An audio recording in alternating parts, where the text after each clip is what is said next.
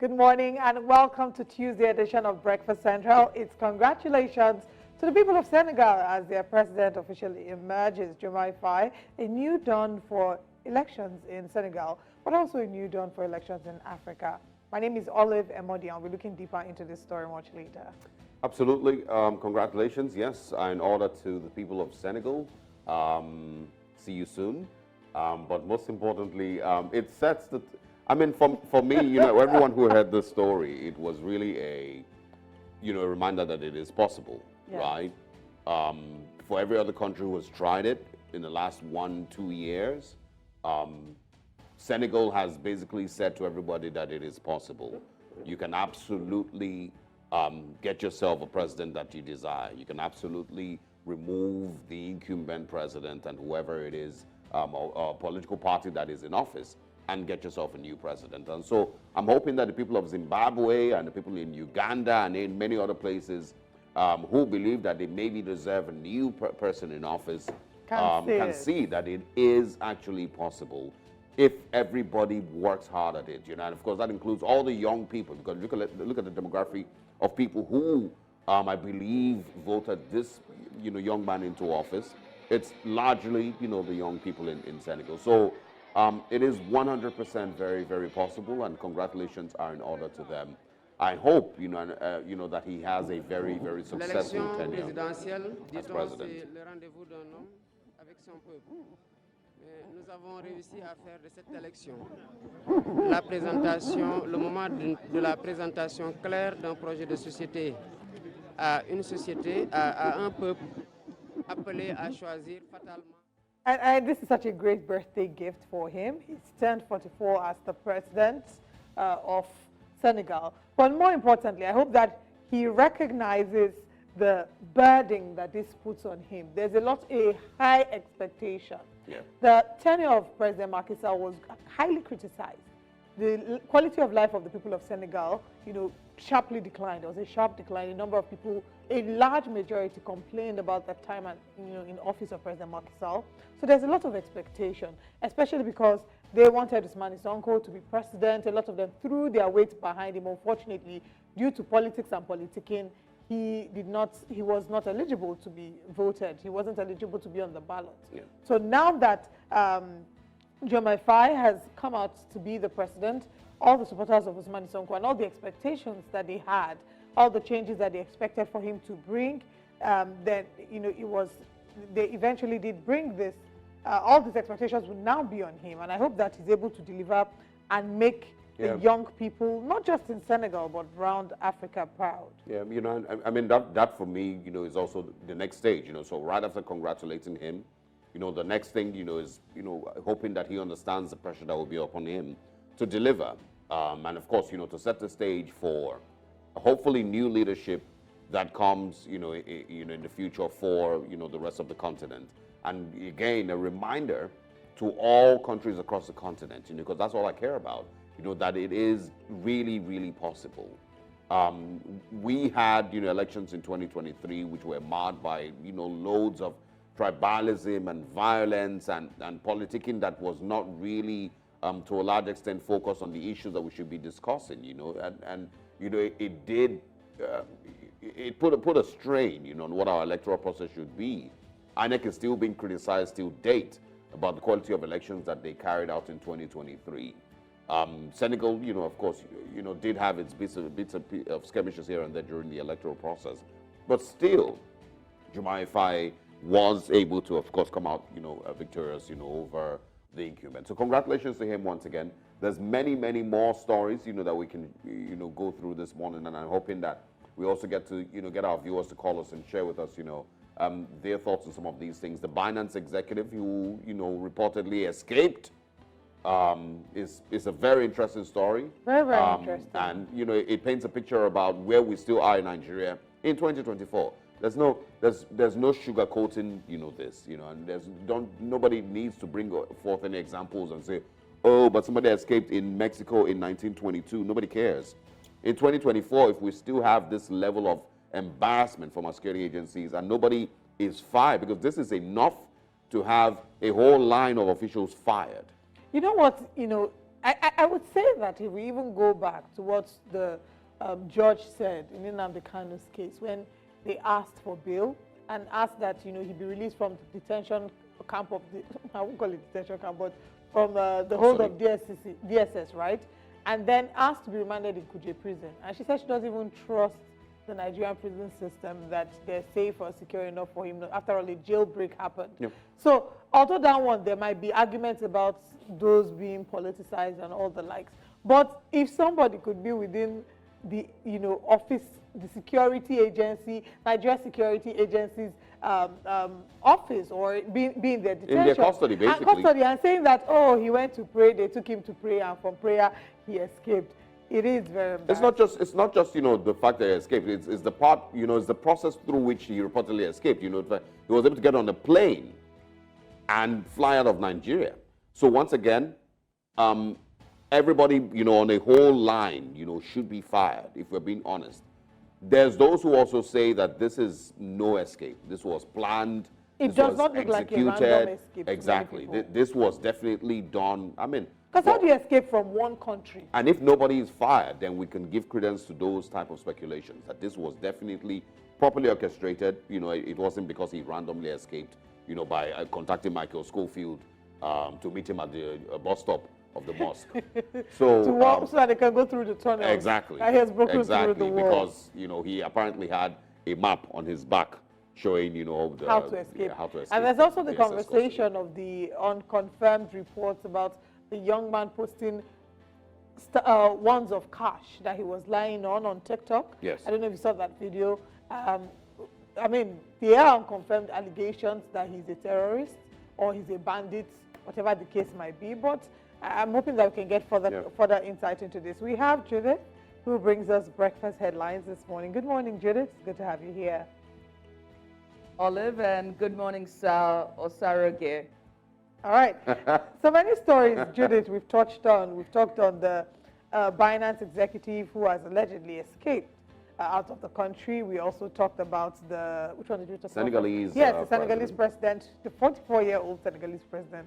Key age, 44. Very important to mention that. Which of the stories would you say interest you the most? Or is there any other one you'd like to talk on quickly? Well, he is president-elect so far, and I'm excited for that one. My eyes have been on Senegal for a very long time coming, especially with the imprisonment of both Ousmane Sonko and then, of course, Faye as well. So I've been very interested with that story. And as Osarogie said, during you guys' banter, it really calls to mind the future of Africa and also the future of leadership in this continent. And so we saw all the tussle and the bustle and the politicking that happened with Senegal. And so it's exciting to see that he's not only leading the polls, but he will soon be taking up the mantle. And all eyes are on Senegal to see what will happen come the next 4 years with his administration. But also the Binance story is one that I've not been able to sink my teeth in, because it's like, it reminds me of the snake story of the snake swallowing how many millions now in that building? Millions. It reminds me, it's like, how did he escape? Where exactly, how did he get out of detention? And you're telling me he went for prayers. Okay, good and fine. That can be done anywhere. It's wild that we have to still be having stories like this come out of Nigeria, in spite of our intelligence and security agencies that are supposed to be being there and watching him. For me, it just makes, it's all a joke, and, it makes everything that they say, sound like a joke. When they brag and boast about how tight, security is and how anybody can be arrested and this and that. But, aside being a joke and being, a total embarrassment to themselves, not to me, again, if we don't have a whole line of officials fired, from the police to the airport to every person who might be involved, fired and maybe even tried, then we're a total Comedy Central story here. So Osarogie, I'm with you on that one right there. I would like to see heads on the chopping blocks and resignations. Well, to the both of you, I would say don't hold your breath. Let's get into what the big stories are this morning, just before Judith brings us breakfast headlines.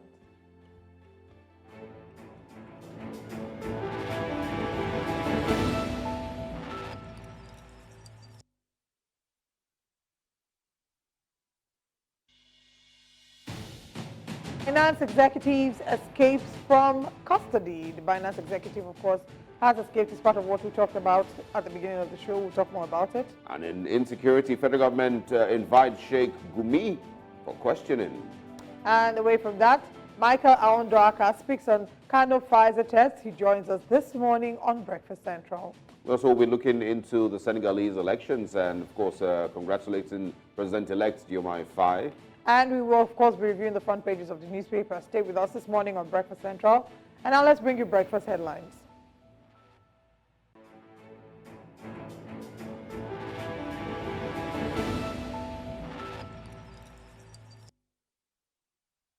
And we begin in Nigeria, where the federal government of Nigeria has insisted no ransom was paid for the release of the abducted Kuriga children in Kaduna State.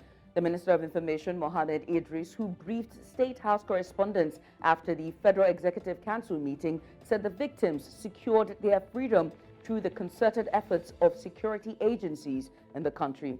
He said the Nigerian armed forces are upping their game and have developed a new strategy to ensure the security of every Nigerian. In the meantime, the federal government says it has invited Kaduna-based Islamic cleric Sheikh Ahmad Gumi over his comments on the activities of bandits in the country.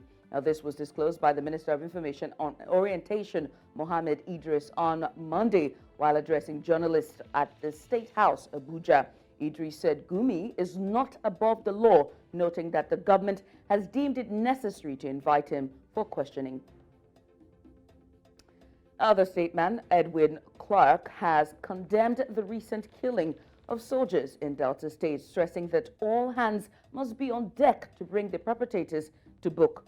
Chief Clerk, while speaking on News Central, explained that such an act is barbaric and wicked, adding that the indigents of the small communities involved in the situation are not capable of committing such heinous crime. Still in West Africa, but this time Senegal, where opposition candidate Bassirou Diomaye Faye was set to be declared the country's next president. Results trickling in since polls closed on Sunday evening in the first round of a delayed presidential election rapidly suggested Faye may have clinched an outright majority. The trends announced on local media sparked street celebrations by his supporters in the capital, Dakar. Now, ruling coalition candidate Mohammed Ba initially called these celebrations premature and said a runoff vote would be needed to determine the winner. Meanwhile, Senegal's outgoing president Macky Sall congratulated opposition candidate Faye as his successor on Monday, hailing a victory for Senegalese democracy after Faye's rival conceded the race. Sall offered his congratulations after governing coalition candidate Amadou Ba recognized Faye's first-round win. The president celebrates the smooth running of the election and congratulates the winner. Now, Faye, who the poll trends show as winner. And that's all at this hour.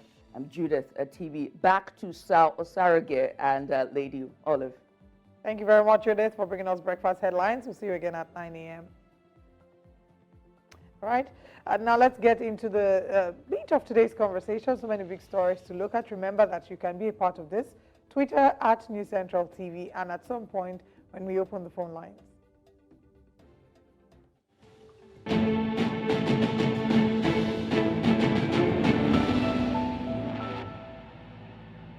Welcome back. Governor Ubasani of Kaduna State yesterday received the abducted school children from Kuriga after 16 days of captivity. The general officer commanding one division of the Nigerian Army, while handing over the rescued children to the governor at the government house in Kaduna, said that 137 children were rescued, but 131 were physically present, while the remaining 6 were still undergoing medical care at a military facility in the state. Our correspondent, Marvelous Ogbonmwan, was at the government house in Kaduna and witnessed the handing over. It was almost termed a rumor or mere speculation when the military announced the rescue of the 138 kidnapped school children in Kuriga, located in Chikum local government area of Kaduna State. parents and stakeholders concerned waited anxiously for their arrival.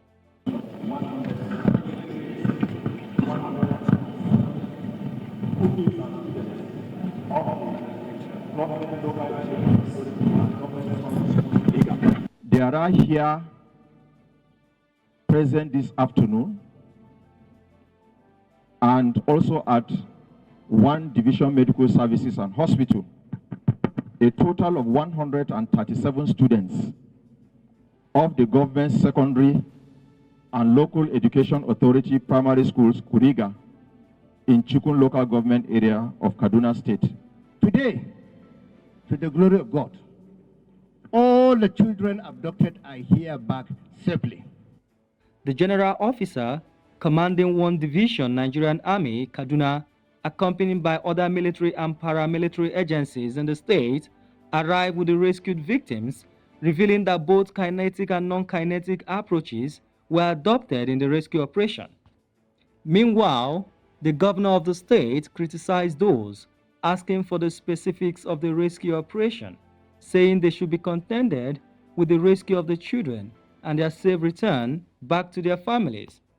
The abducted Kuriga school children have, or were in the early hours of yesterday, Sunday, 24th March 2024,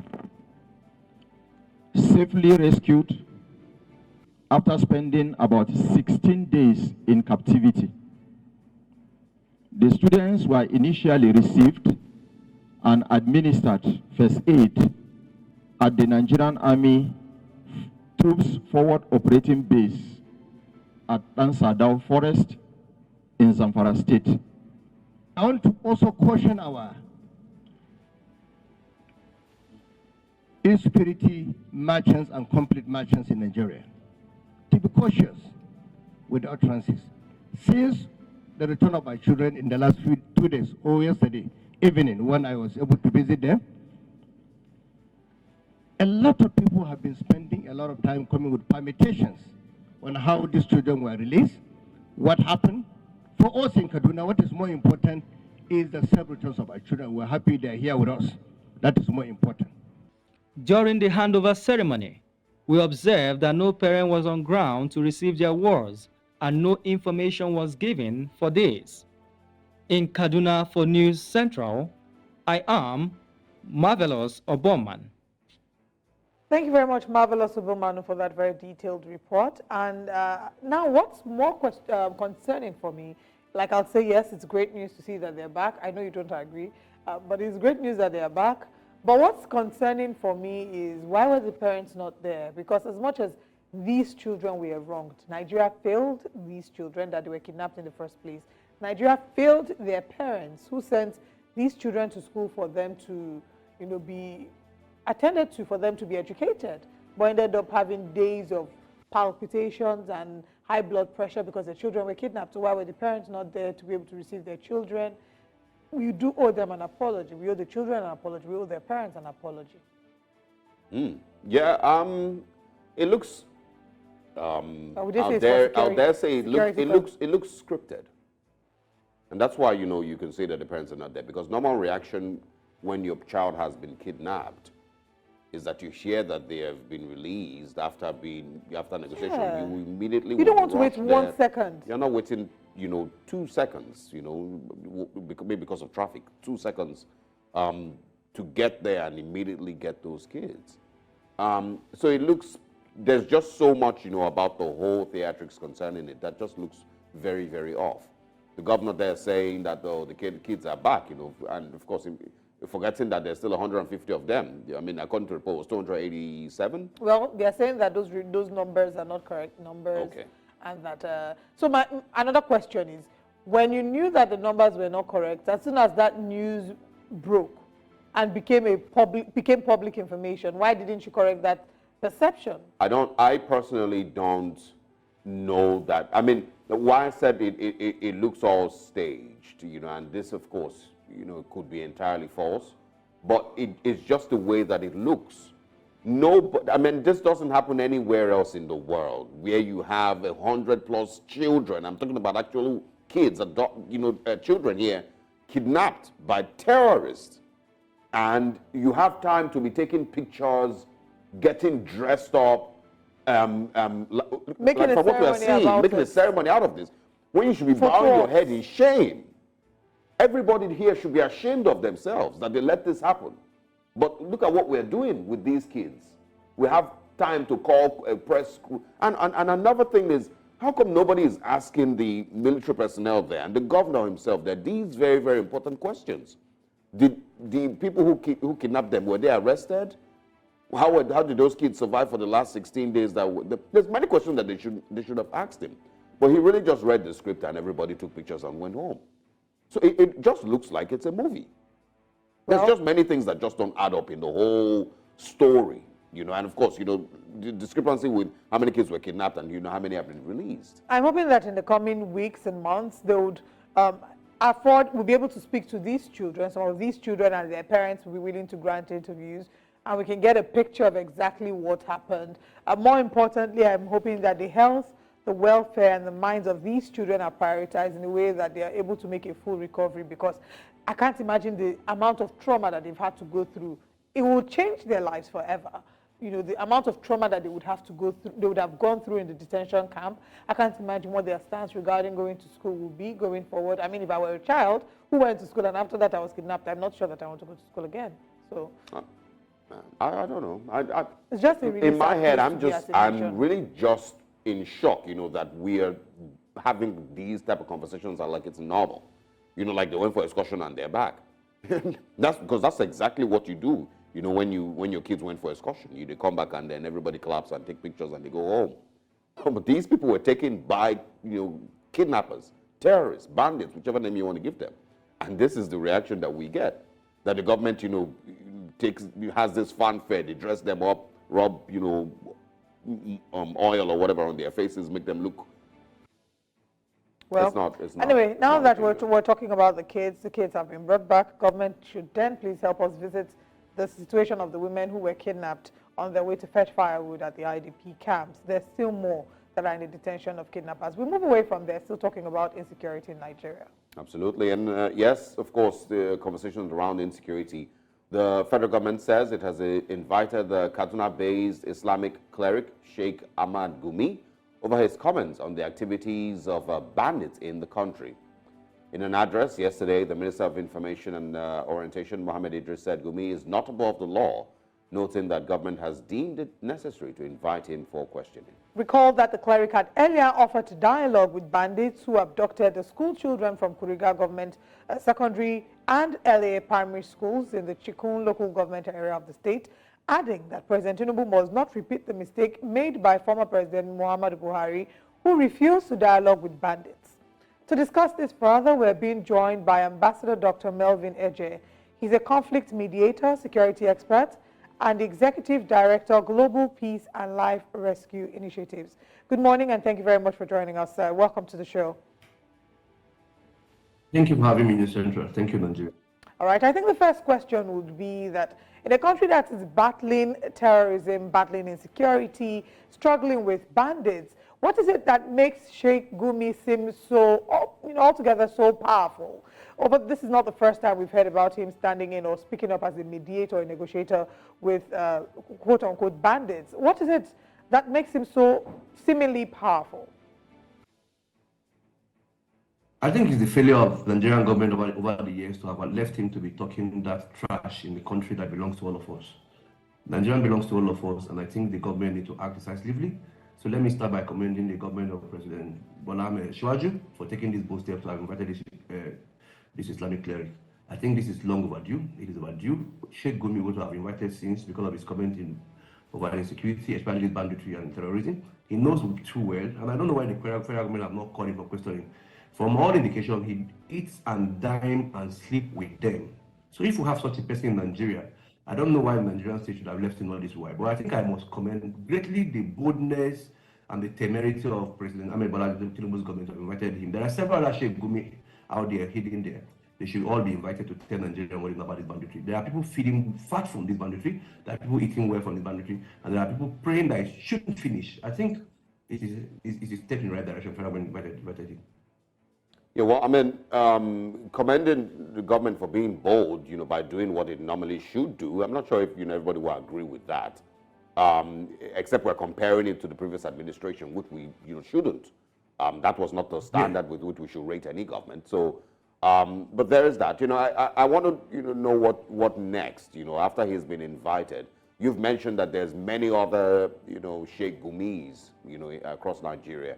What next? And should those be the steps that we should expect from the government going forward? That we should immediately tackle every other person who is playing one role or the other, assisting these criminals? This issue of this banditry have been commercialized in Nigeria, whether we like it or not. Is now a source of living for some persons. Just like I said earlier, there are several other Sheikh Gumi. Government must deploy more intelligence to invite all of them, question them. When they are found culpable, they prosecute them. This country belongs to all of us. Some people cannot hold our country to ransom. Nigerians have been bastardized. Nigerians have been traumatized by the action of these bandits. So there's no reason why federal government should not go all out for them. I would like it to my brother. We cannot shy away from the fact that we must compare this government with previous government. The previous government was lackadaisical about insecurity. The previous government was nonchalant about it. The previous government romanced these bandits. Whether we like it or not, we can't shy away from that fact. So I think we should give honor to whom honor is due.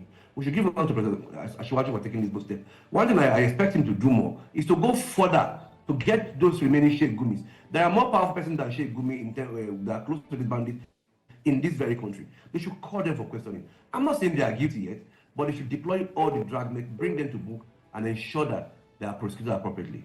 I want us to, get a clearer picture of what exactly you're saying. When you say that there are several other Sheikh Gumis, are you referring to the quote-unquote terrorism financiers, the list that came out, or is there a bigger picture that you're trying to paint here for us? So we'd like you to please clarify what you mean by several other Sheikh Gumis.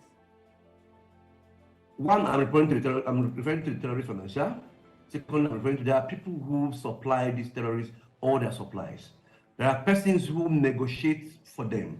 There are persons. Look, these terrorists you see in the forest, they are not the main guys. The main guys are living with you, me and you in Abuja. They are living with us in Lagos. They are very powerful. The main guys are very powerful, living in the urban areas. The main guys are very powerful, living in Metama, living in Asokoro. So they should go all out for them and ensure that they are got it. These terrorists are just some bunch of riffraffs who they are using as foot soldiers to destabilize Nigeria. They are not the main guys. They can't even buy some of the equipment they use in prosecuting this war. So the federal government must be deliberate about who is sponsoring them, who gives them the money. There are banks that this money passes through. Most times, this money passes through banks. There are hands that this money passes through. There are offices this money passes through. Who are these guys? Federal government must go on because until you suffocate this terrorist financier, until you suffocate these guys who are sponsoring these terrorists, you won't get to the end of this war. The ones you see in the forest that kidnap people are just mere riffraffs. They are just mere bandits who are used as foot soldiers. So I think federal government must go all out to get them. And will you be, eager to criticize or condemn the government, if they don't do like you've said? And the reason that I initially said that, we shouldn't compare with the previous administration is because, again, that is not the standard with which, we should be rating governance in Nigeria. We should have a certain standard of governance that Nigerians should demand from anybody who takes office. President, governors, National Assembly members, everybody. And going back to, what everyone has termed disaster is not going to be the standard. We should, have our own standard. And so, moving forward, will you be quick to also criticize the current administration if we go the next 2, 3, 4 years and we do not see that some of these persons that you've, mentioned are alleged to also be assisting terrorists and assisting these bandits and kidnappers, if they aren't invited for questioning and arrested and charged? Would you criticize the government? I would not even wait for 3, 4 years. I will not even wait for 3, 4 years. Within 1 year, if you don't carry out this action, I'll begin to criticize them because they have the needed intelligence now. We can't shy away from the fact that we must talk about the previous government. That's the standard, unfortunately, that's the standard we've seen ourselves in Nigeria. We must give kudos to this government of President Asiwaju. But his honeymoon for me is now till the next 1 year if he doesn't get these guys. But so far, I am happy that he has taken this step.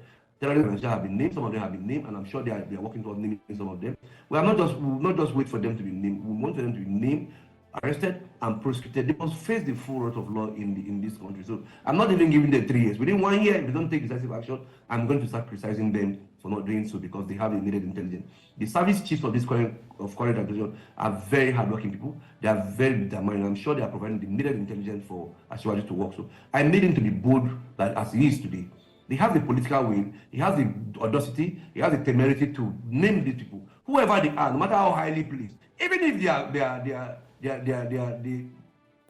no matter how highly placed they are, no matter who they are, they should be named. Nigeria is suffocating. Nigeria is suffering. Look at the trauma that these little children went through for no offense of theirs. In a country that belongs to all of us, in a country that our forefathers built to be like this. So it's unacceptable.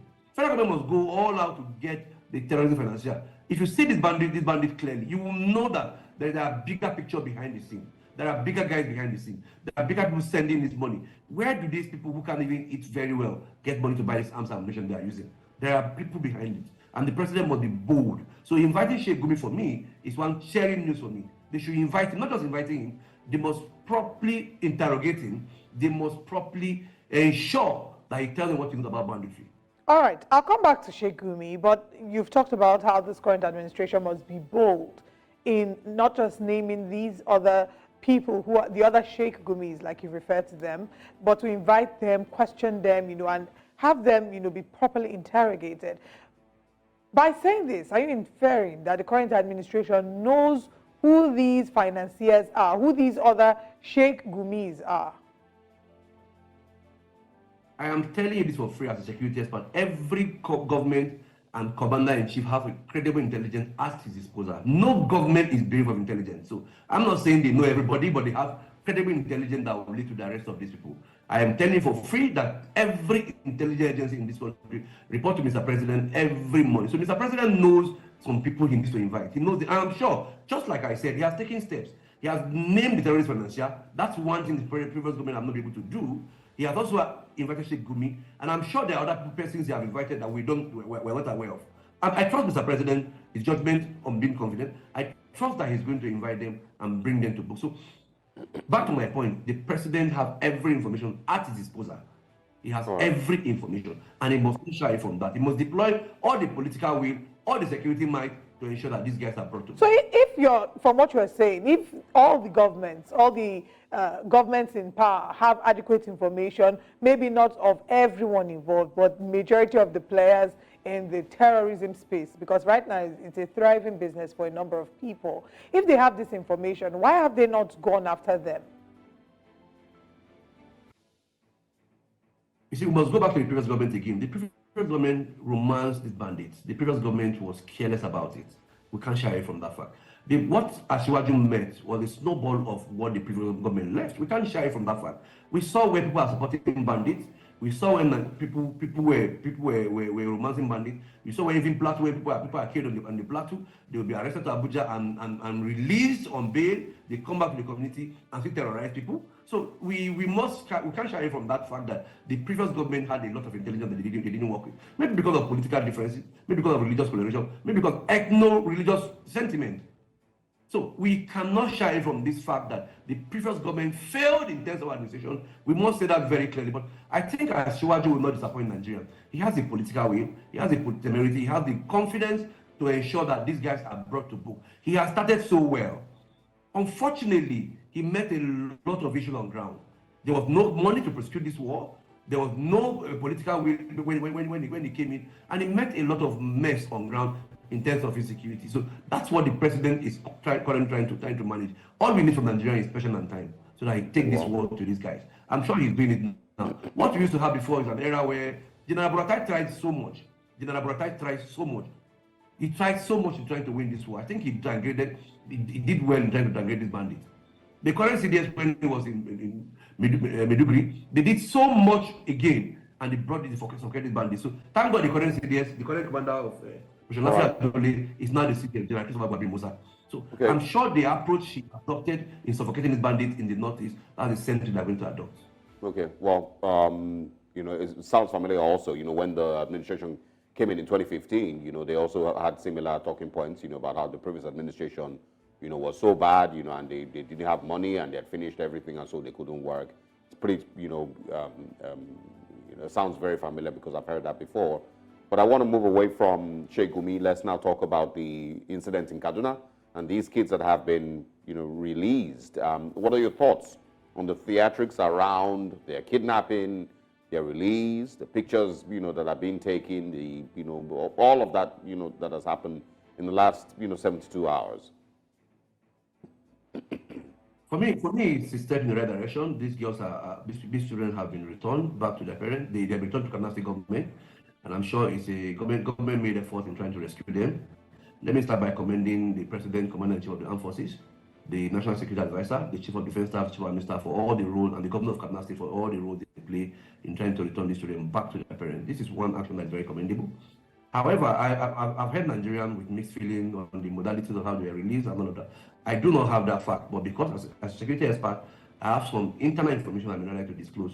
I can assure you for free that no dime was paid. No bandit received 1 naira in the rescue of these children. Quote me anywhere on national television. Forget what you see on social media. Forget this propaganda. 1 dime was not paid. They were given hot cheese. They were suffocated, and these children were released. And that is how every other people in Host State today are going to be released. I have these facts. There are some information we can't really let go on national television because of the sensitivity of it. But forget about the social media, that comment. Forget about some of these comments. Some of these comments are born out of political reasons. Some are born out of hatred for the government and all of that. But we must call a spade a spade. The government has... When you say suffocated, what do you mean by suffocated? The security agencies went after them. They didn't give them freedom of action. All the route they needed to have gone out were blocked. All the route they needed to have carried out this action more was blocked. How did they I mean, it's very, very possible, you know, and of course, you know, we don't have any counter information, you know, to disagree with this. But when you say you give, you know, them kudos, what other country do you see that 200 people can be kidnapped and will be held in captivity for 2 weeks? And then, you know, we give kudos, you know, that they get those people back. I don't understand it. And you know, when you say they suffocated them, you know, is there any reports that any of these people were arrested? That their financiers have been picked up, you know, that any of them, you know, maybe was killed in the rescue operations? I mean, is there anything, you know, that you can also share with us, aside the fact that there was no ransom paid? That is why I say these are sensitive security information I can't give all of them. There are people that were arrested in these operations. No, I mean, it's not... Bandit. Go ahead, please go ahead. And if I go ahead, you can't begin to mention names now because that will lead to the escape of some people. Government is a continuous, it's actually a slow process in terms of security. Dealing with security, you have to be very careful. If we give all details as what led to this kidnapping today, you may not get the big guys. You may not get the guys who are behind this kidnapping. So I think government is trying to be careful with that, why they go after the people who are sponsors of this bandit. I am telling you this for free. I'm telling you this as someone who has deep information concerning what happened. And when you talk about the country where over 200 people can be kidnapped and after 3 days they are released, and yes, of course, recommended. This is happening in Nigeria. It's happening in Nigeria. If you see Russia recently, over 100 and some people were killed in a country that is very, very protected like Russia, in a country that is well grounded in security like Russia. Over 100 and some people were killed in cold blood, and heaven did not fall. So terrorism can happen anywhere. Terrorism is terrorism and it can happen anywhere. Nigeria needs time. President needs time to tackle this issue. Well, the conversation about time is quite subjective, and unfortunately, we don't have time for that. You know, we've run out of time. But in 5 seconds, do you think anything would come out of this invitation? You know, this Sheikh Gumi invitation. Do you think any possible arrest will come out of this? Sure, I'm very confident that. You think he will be prosecuted as well? Yes, I'm very sure. Okay, we're just going to follow up in the next few weeks, and then we'll have you come back to review the case as it progresses. But Melvin Eje, thank you so much for joining us this morning on Breakfast Central. Thank you for having me. All right.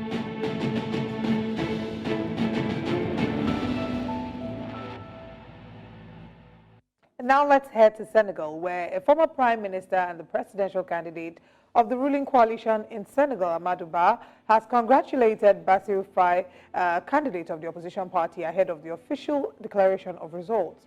Many Senegalese on Sunday had gone to polling stations to vote for the next president. Earlier, supporters of Faye of the PASTEF party stormed the capital of Dakar to celebrate the early lead of their candidate.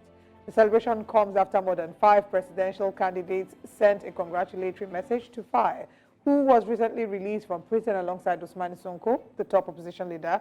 He was said to have defeated Ba based on preliminary results. Again, this is a congratulations to him for winning the election. Jomai Faye, of course, is the people's choice, it would seem. And I was a bit concerned because as at yesterday, when the speculations were coming as to the fact that Jomai Faye was leading in the preliminary results, I was a bit concerned because the incumbent, President Macky Sall, came out to say that people should not make any false assumptions until the election is complete and all the results are announced. I was a bit worried as to how he would take it. If you know how elections turn out in some countries in Africa, where the result comes out, the opposition doesn't accept it. Yeah, I think it's trauma. It's my trauma response. Yeah, but I'm very happy to see that he's considered defeats and Senegal is Amadou Ba basically has accepted, the results, so far. Yeah. And yes, I think we started the show with this morning saying congratulations to him, and we hope that after he, of course, is sworn in as president, Senegal takes, a fresh, breath of fresh air, and a new turn generally.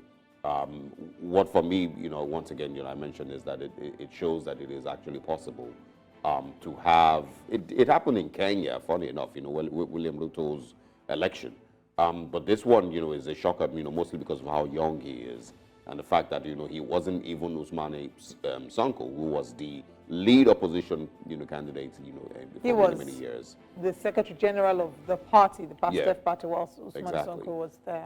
So it's a signal that it is possible to every other person, every other country rather, that might be gearing up for elections in the future.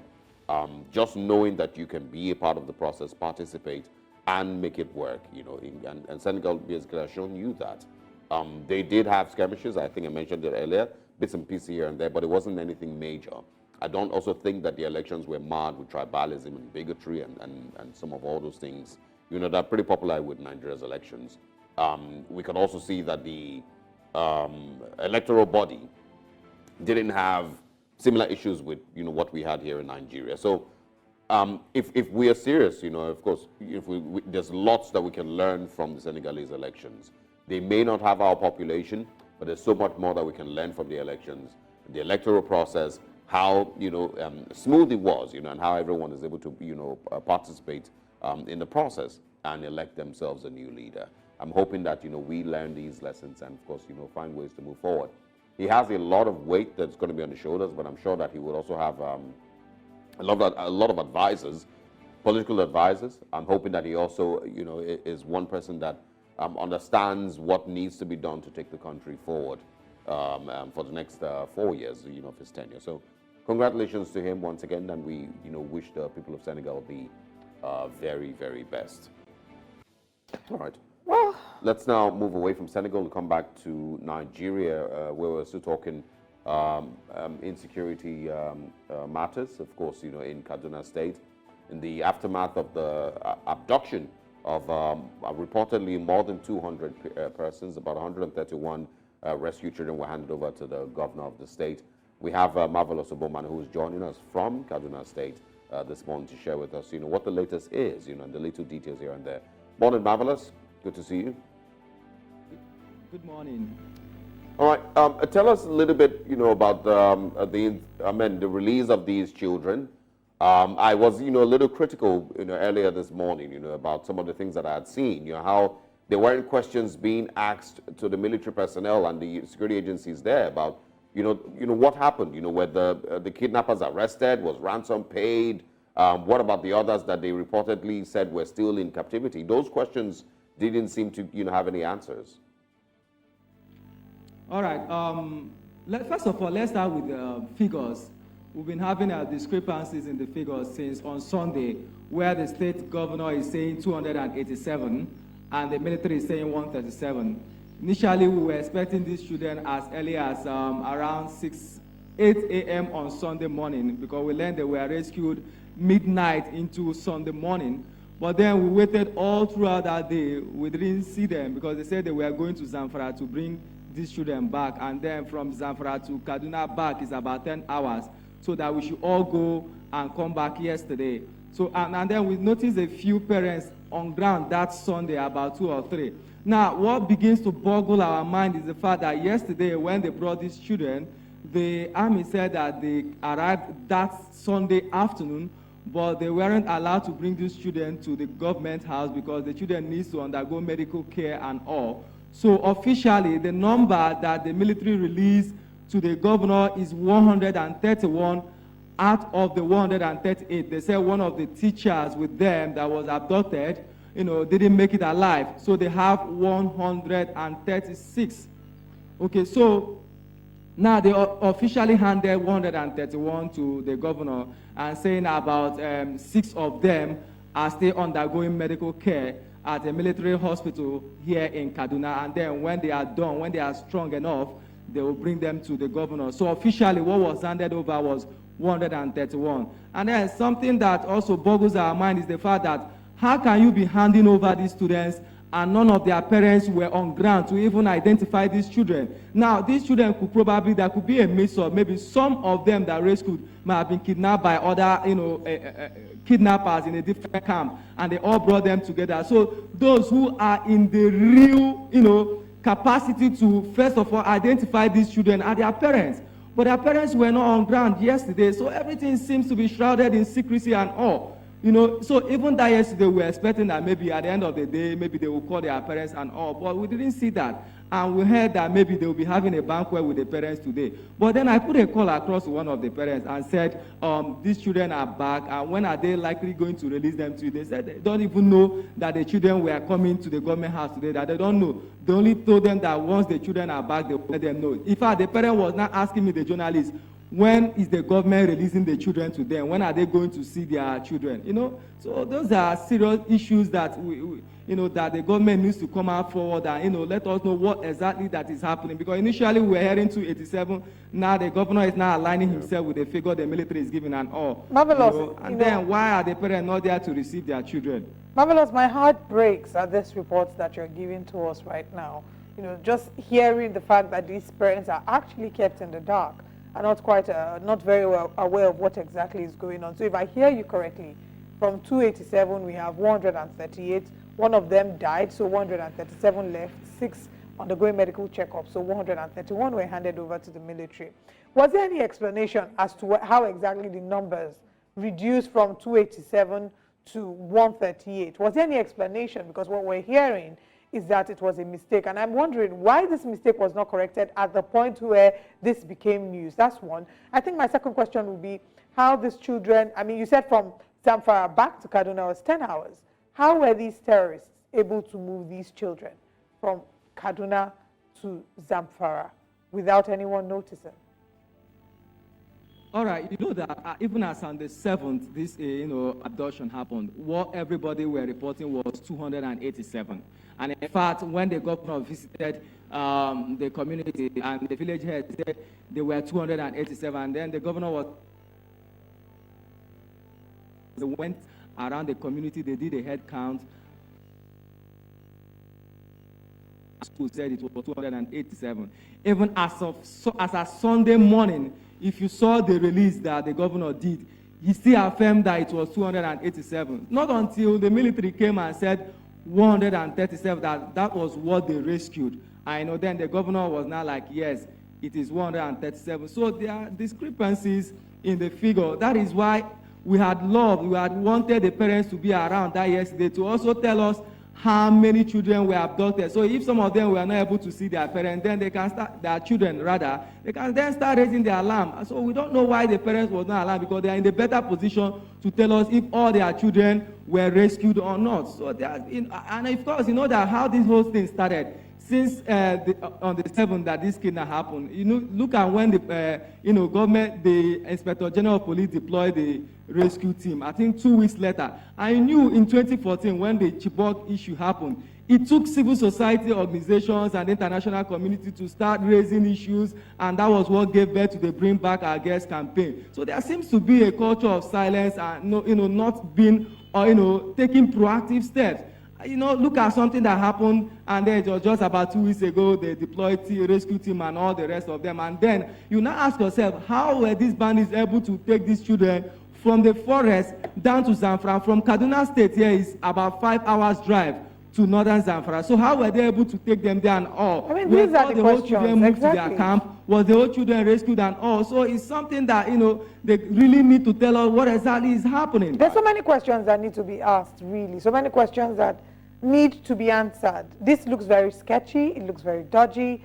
I don't know how these children have been rescued and their parents are not even aware when they'll be handed back to them. But Marvelous, you're doing a great job. Thank you for bringing us updates. As soon as we get updates regarding this, I mean, keep in touch with the parents. I would like to get feedback as soon as we can. All right, I will.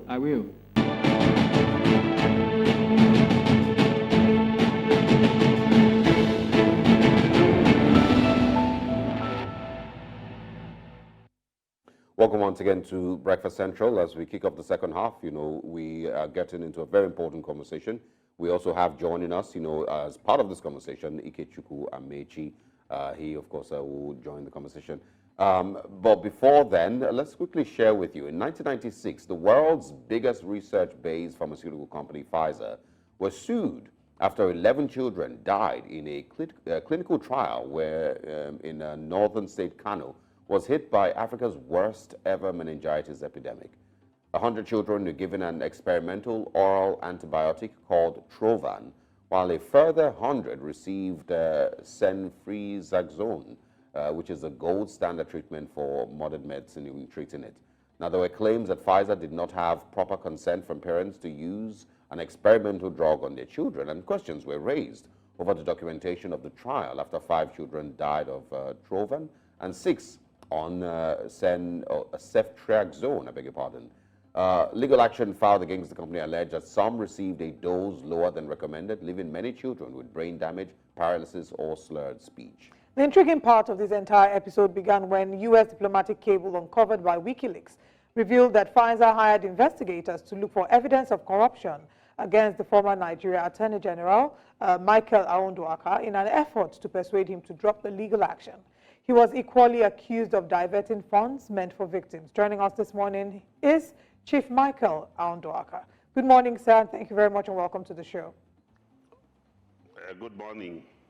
So I think the first question would be that you please clarify the role that you played and how you've been linked to the Pfizer case.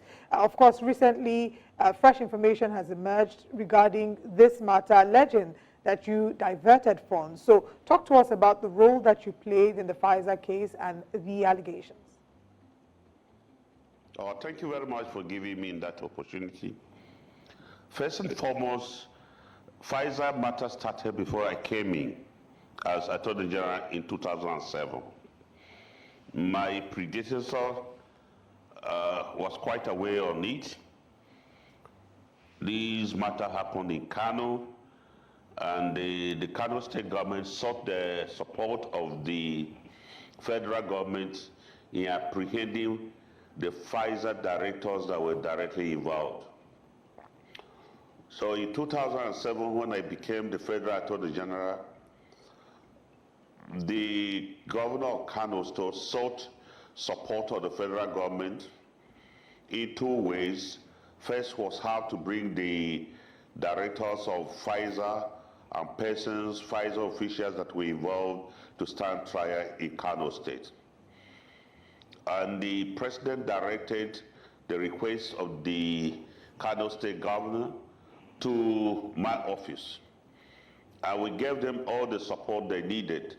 First, we gave the fee to the prosecuting person engaged by Kano State government. We did not actually engage anybody. Kano State government engaged a very competent and accomplished lawyer, Professor Yemi Osabanjo, who later became the vice president.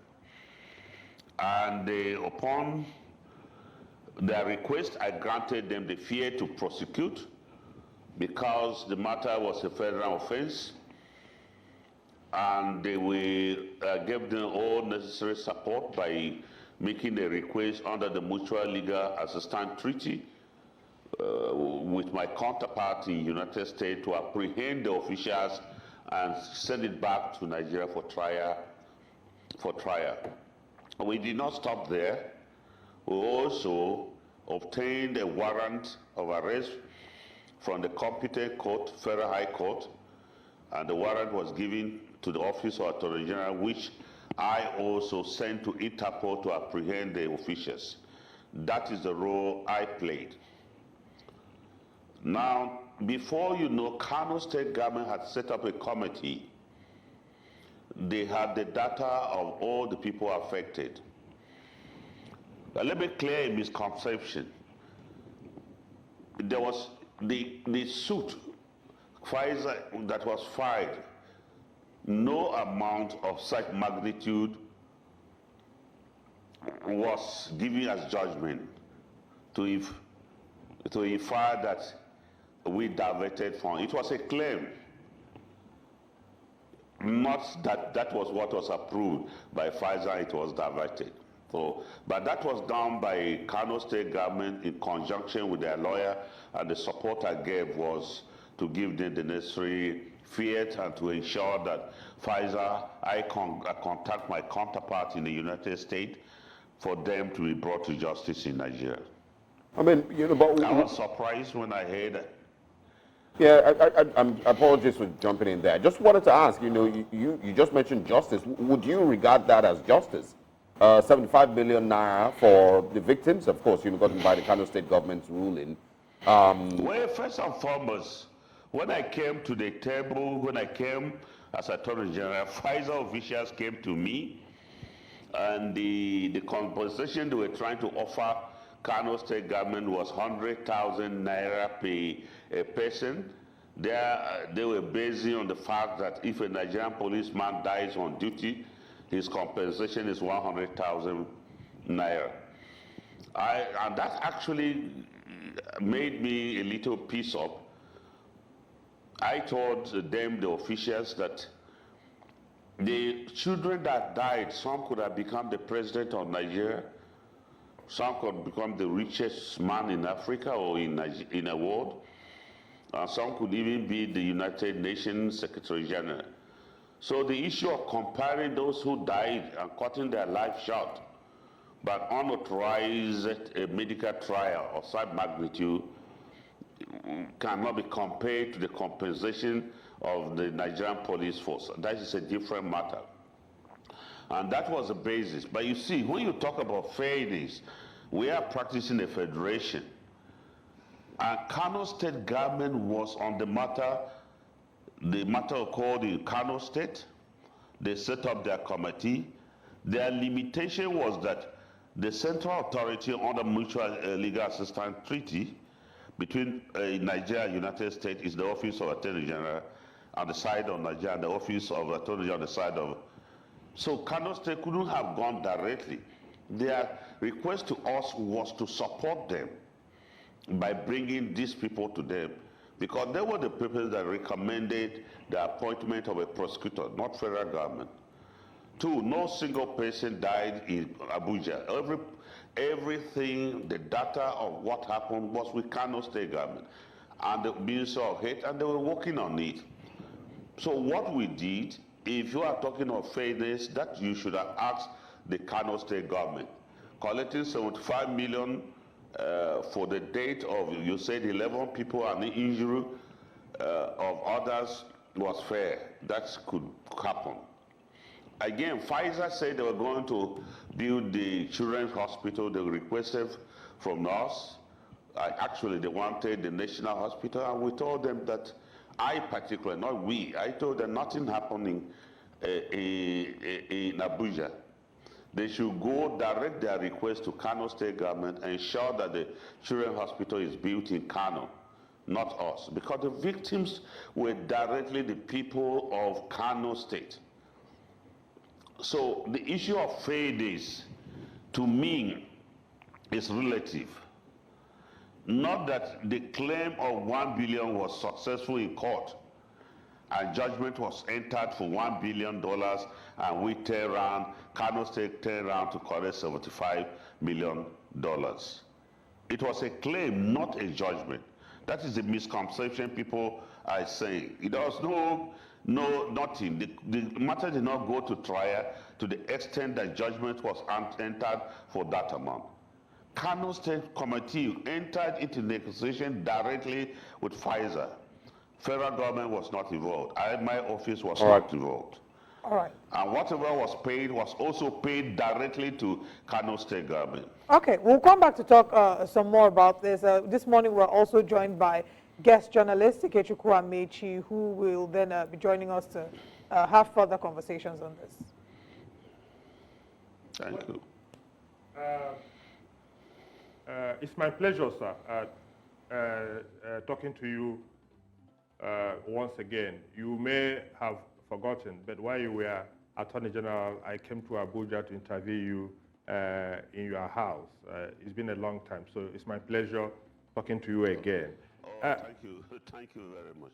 Yeah, but I am quite puzzled by what you just told us now about an international pharmaceutical company coming to your office and looking you in the face and telling you what the value of a Nigerian child is. I didn't see that level of outrage. How should a country react in such circumstances? Yes, despite the fact that everything happened in Kano and it ought to be a Kano affair, but Nigeria as a sovereign nation came into it. Shouldn't you, as Attorney General of the Federation, at that point in time, have stepped to your feet and say, no, this is what we want as a nation, rather than saying it is a Kano affair because it happened in Kano? Wait, let me cut you short and tell you. In a federation, when a government makes a specific request, then you cannot exceed. Kano State made a specific request. Kano State did not ask us to negotiate with Fisa. Kano State specifically requested for the mutual invocation of mutual legal assistance treaty. Kano State also specifically requested for us to contact these are the two requests from Kano State government to the president of President Yaradua, which he asked me to work on the two requests. But beyond that aspect, I set up a template. And the template was your negotiation, which was more advisory, should not be below $1 million for somebody who died, as against 100,000 naira. And that was the complaint. And you sold to me that 11 people died. That was the template I said to them.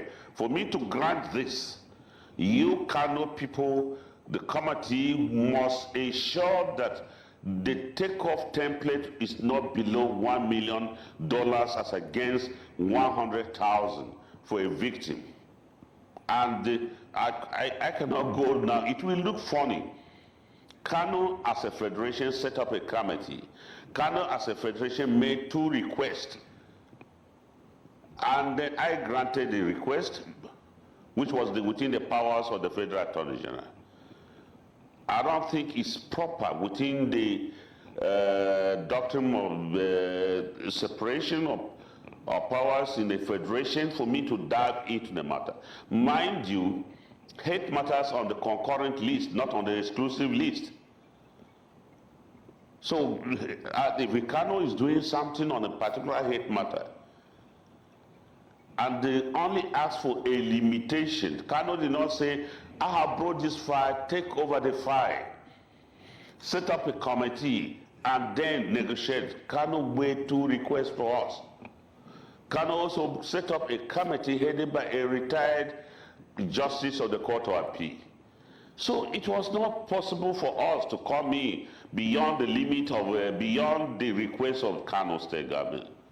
I do appreciate your feelings. I share the same feeling. But look at it two ways. It was appearing as if it is the Federal Attorney General, which was me, that is interested in prosecuting Fisa. Pressure was everywhere, even within the country. Drop this matter, this and that, but I went ahead. I gave Kano what they demanded. If I had gone beyond that, it could have looked as if I am going beyond the limit of request of Kano. And of course, Kano State had already had a competent committee to negotiate with them. Their lawyer was one of the best lawyers in the country. All right. Who now later became the vice president. How do you expect me to have said just that they made a request for me, two requests, and I will take over the what they wanted to do? Yeah, I don't think we're you gonna could see. Let's remove emotions. Let's remove a look here. Look at the reality. The reality is this. It has come out. Fisa wanted me not even to grant the fiat. They hired people to dig issues of corruption. They got nothing. As I'm talking now, I don't have a single account anywhere in the world other than Nigeria. So they got nothing. The role I was to play, I played to the end. Any other observation which I'm trying to clear, which you have given me an opportunity to clear, was an inference that money was paid to federal government and we handed over to Kano. No, go and check your records anywhere. Money was paid directly to Kano State government. Yeah. The issue of building a hospital for the children was also handled directly. If they received and built, go and ask Kano. All right. Not me. We're gonna, still talk about this. One naira to enter through the Ministry of Justice. Yeah. While we're still talking about it, you mentioned, you getting involved as the AGF, and of course, you refuse to get involved in things, in Kano State. I'm going to bring that up, in a bit, but I would like you to first of all speak about the blackmail, against you by Fisa, the orchestrated blackmail against you by Fisa. Give us, what those details were about, and how you also were able to prove your case. Expected. It was the state secret document released by WikiLeaks that came out that Fisa hired people to blackmail me, to dig on me. That was what was there. You can assess it. It's unfortunate that an international company of that nature will go to that extent to blackmail somebody that should not grant a fiat for their prosecution. Go ahead to blackmail somebody that I should not issue a warrant or communicate a warrant which was validly issued by a federal high court to Interpol to get them arrested. These are the two key things the federal government did to support Kano State government and laid to them coming to negotiate with Kano State government. If we had not issued a warrant to arrest them, I don't think they would have even bothered. If I am not willing to, if they have not, we have not sought requests through the Mutual Legal Assistance Treaty. But whatever that was needed, we did. But they went about blackmailing me. One of the blackmail which came to light, until report came out and we started digging, was I paid Utanimbara community, and my law firm participated in 2006. And I paid them when I became Attorney General, which is an issue of conflict of interest. We could not see the file. At that time, I was in the dark. I didn't know. But evidence came out again from Minister of Justice that the money was paid in 2006. I became Federal Attorney General in 2007. The law firms that participated in that Umtambara community dispute was... there was a fire outbreak, pipeline outbreak that affected the community. The lawyers who participated were headed by no less a person than Alpha Babaro, you see? And everything finished in 2006, fully paid. When I became Attorney General, they came for a request for me to review issue of interest, and I turned it down that they had been paid. But they went to court. The Pfizer instigated them against me, thinking I was the one who made the payment. But the payment was done 2006 by Chief Bayojo. The records are there in the Ministry of Justice. And that is the basis in which we win that the judgment they obtained when I was in Rome doing as a member or unit drug should be obtained, it was obtained by fraud. They couldn't deny it. The facts are there, the file is there. I think these are the kind of thing Pfizer did. Okay. And even the judgment, I was not served. I was out of the country. But Pfizer was doing, I can see the link. The same judge who was in Kano, who struck out Pfizer case, was the same judge who went to Calabar and then gave judgment against me that I was the one who did the Untanumbara community as a private lawyer, and I became Attorney General, I paid them and shared the money. So you can see the connection, how the extent in which Pfizer went to damage my reputation. But when you so would you say that the judge, would you say that side. this same judge, would you say that this judge was, you know, a party to this and this judge was complicit? If yes, did you maybe bring up? Yeah, I have the disconnection during the, you know. Please go ahead. I wouldn't have been involved because the case was struck out initially in Kano by the same judge who became a trial judge in the matter in Calabar when I left office in 2010. If they had not struck the case and the case commenced fresh, there wouldn't have been any basis to approach me for a fear because Bayojo had, during President Obasanjo, given them fear to prosecute. But the case was struck out and the Kano state was desirous and they are going ahead with the case. And the president sent everything to me, President Yaradua, and I worked for it. No. Their pressure that time was this case was struck out, I should allow you to lie low. And I said no, the people who are involved must be protected. All right. Let's talk about, let's move the conversation a little to the victims in Kano State. I came across a documentary 3 years ago, a documentary that was shot 3 years ago that talked about how there were about 3 of them who were yet to be compensated. And I don't know if you have information as to those who have been compensated. Do you have information? Can you say that all the victims and their families received compensation? I will not be in a position. In the sense that from day one, the nature in which Kano State wanted to handle the issue of compensation themselves, I felt it was improper. I also was aware that Pfizer was blackmailing me about.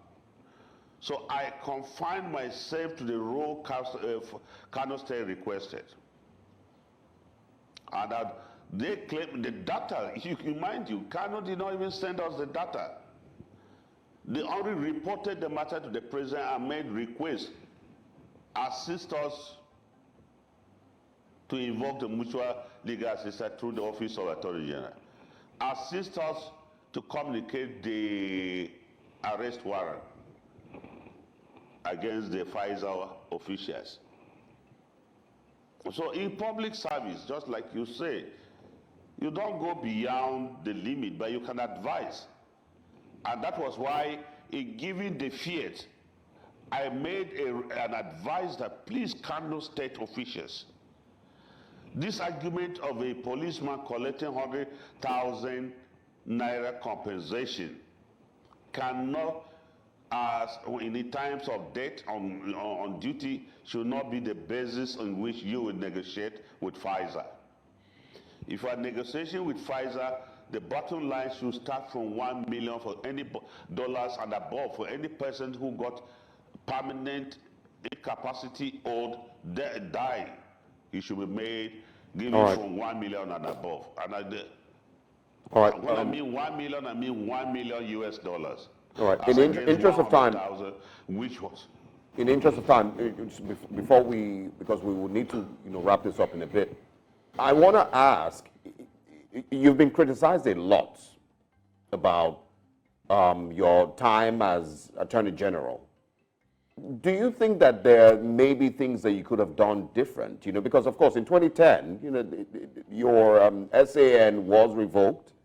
There's of course, the court case, that says that you should not be allowed to also hold public office again. I see that, sometime last year, of course, you made attempts to also have that reversed. Do you think that there are things you maybe could have done different in your time as AGF? And how have you handled life post that time? All Pfizer antics. All that happened was all Pfizer antics. No, it started with the case in Akwa Ibom, with Basi Edot.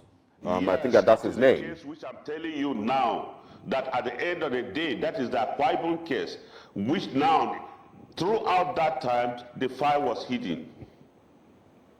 I was not in the country when the Akwa Ibom judge gave judgment.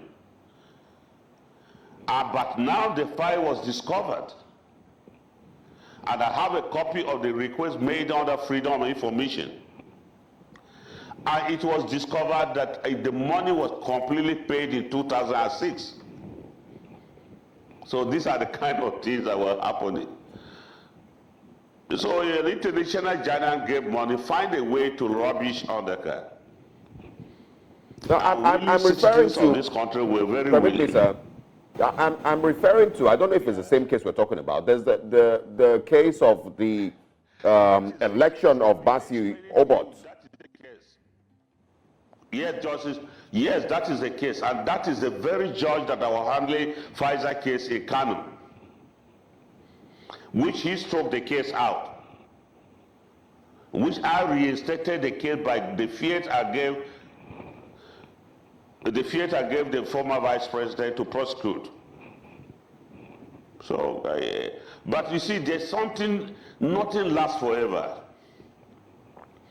If the file was not gotten, and I will tell you, Stanley is a man I have high respect. He met me in Lagos. He's a Yoruba man who was the director of civil litigation. No, the PAMSEC. And he said, I cannot continue to stomach this injustice. The file of Utanambara community has been hidden. Write to us and we will respond and bring out the file. If the file was brought out, everybody was shocked. Everybody in Ministry of Justice was shocked. I was not involved. The payment took place in 2006. And I spoke to the lawyers who were involved individually, Joagi, and they were shocked to hear that I was being mentioned in it. So these are the kind of things. I remain grateful. That is why some people, wherever they come from, if they have a pure mind, they will not sit and watch injustice. All right, sir. In the interest of time, we need to start to wrap things up. Let's have Ikechu Kwamichi also quickly throw in a quick question. Well, sir, it is good that we are talking once again.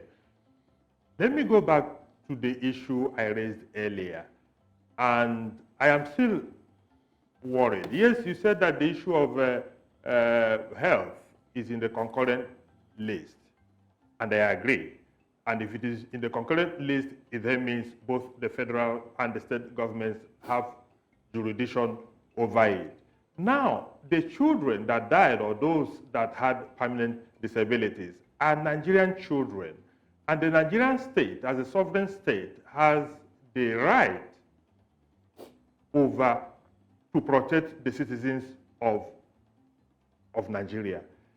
I am still worried that the federal government, at the time it became apparent that there was harm to Nigerian children, could have taken over completely this case, no matter what ever the Kano state government was doing. That is number one. Then the second question is that, like I told you earlier, I came to Abuja to interview you. You remain one of the most maligned attorney generals in this country. Now that the facts are coming into the open, what Fisa did,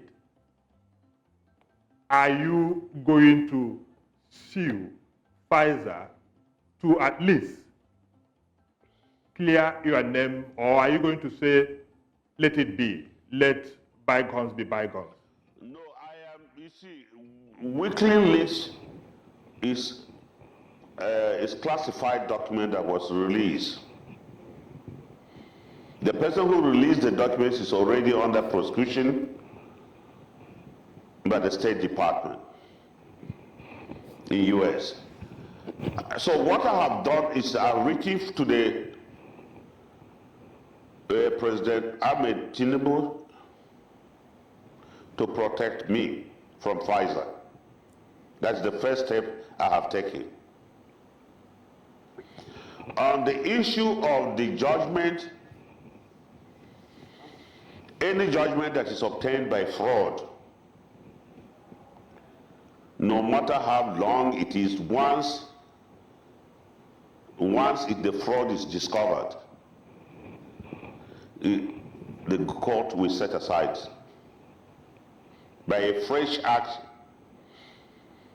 And that is exactly why I said I will not talk about detail, because it will be prejudice.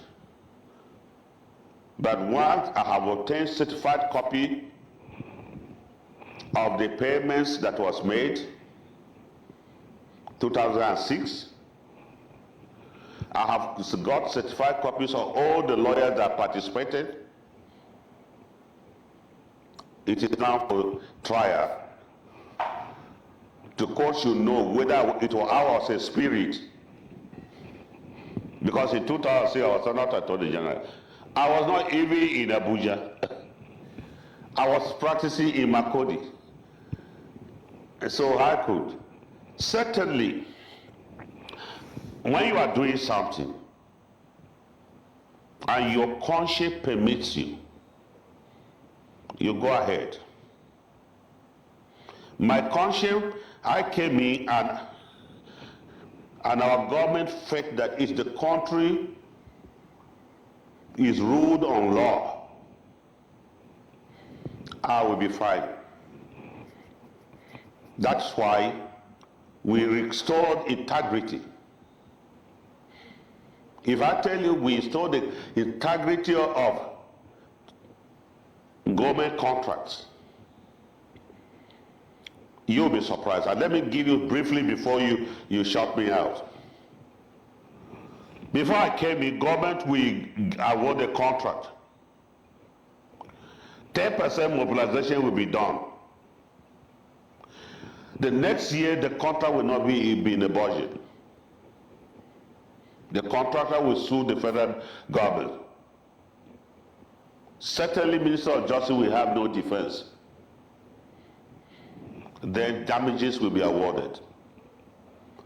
And most of the contracts will have arbitration clause outside the country.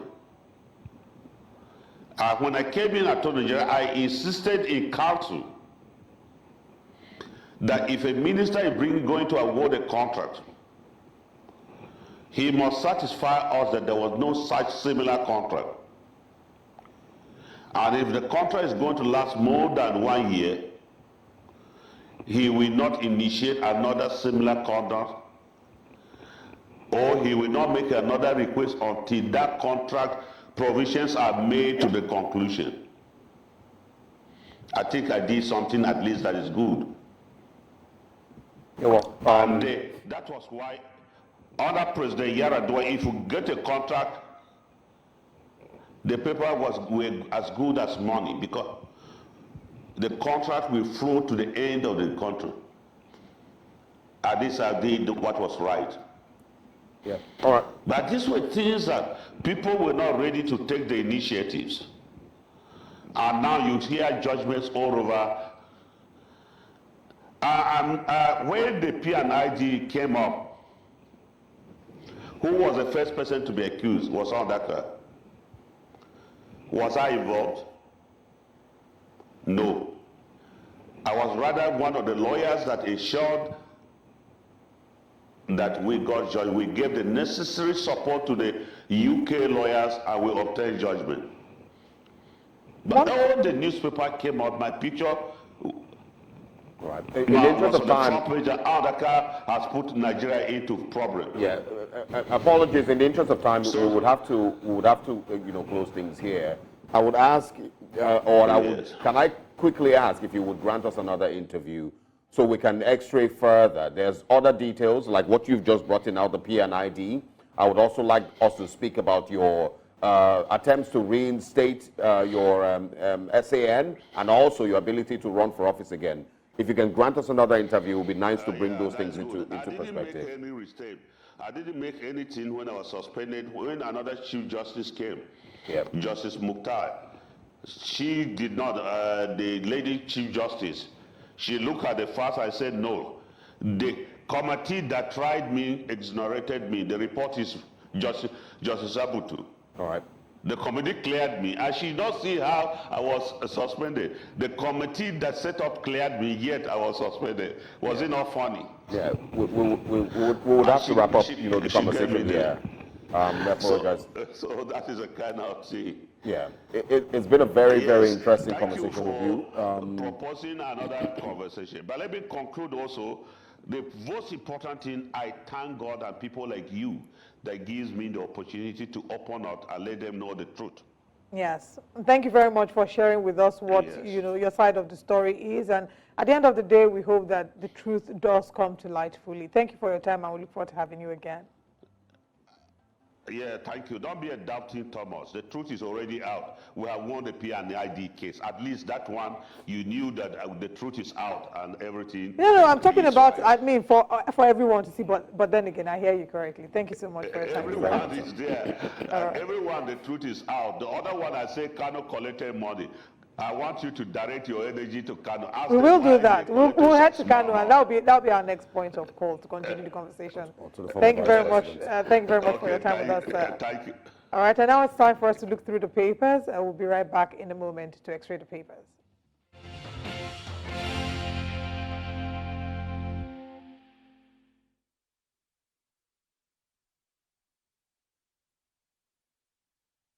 With this Nigerian newspaper on the front page, federal government seeks Interpol arrest warrant for escape Binance executive. It's disgraceful he left through Nigerian airport, Amatri, ex-DSS director, says. No ransom paid for release of 137 Kaduna schoolgirls, according to the federal government, says Gumi is guest of security agencies over comments on kidnapping and banditry. Speaker up on Israeli-Gaza crisis, Akpabio tasks IPU. Edo CJ reviews panel probing Shaibu, replaces 2 members. Death toll in Bauchi arms stampede rises to 7, according to the police.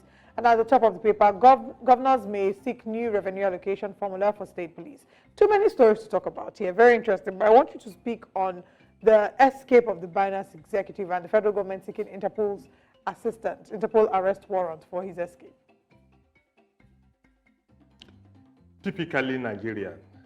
Because I think that's the way I would put it, and that's just saying the least. They said a former DSS director said it is embarrassing. I think that's even an understatement. Now, this is a guy that the federal government literally held responsible for all the financial problems we've been experiencing. Now the man was arrested. The first scandal was that he was put in a guest house where he had all the privileges, in fact, more privileges than you and I, who are deemed to be free. He had access to telephone, escorted to the mosque to say prayers. And they say this guy escaped, not on foot, not through the so-called, I remember in those days, the Nadeko chieftains that escaped from Nigeria said they had the Nadeko pathway. Yeah. This guy flew out of Nigerian airport into thin air. And the office of the National Security Advisor that was responsible for his custody came out to tell us this cock and bull story. It is cock and bull story. If Nigeria were to be a serious country, health would be rolling by now. Agreed, they said they have arrested the officer who was guarding him. But that's a small fry. What I see in the so-called escape of this finance guy is high-stake conspiracy that goes way beyond what the gaps can do. You've talked about him getting certain privileges. Do you think that these privileges are the same privileges that would be given to Sheikh Gumi upon his invitation for questioning? But they told you that Sheikh Gumi is a guest, not under arrest. He's a guest of DSS. Should he be a guest? Why should he be? This guy has made incendiary claims that he should be somebody of interest to security authorities in this country. In fact, Sheikh Gumi should have been arrested a long time ago. Look, Olive, don't forget, in this country, in the aftermath of last year's election, when it was alleged that some people were being attacked in Lagos, there's a guy, an Igbo guy,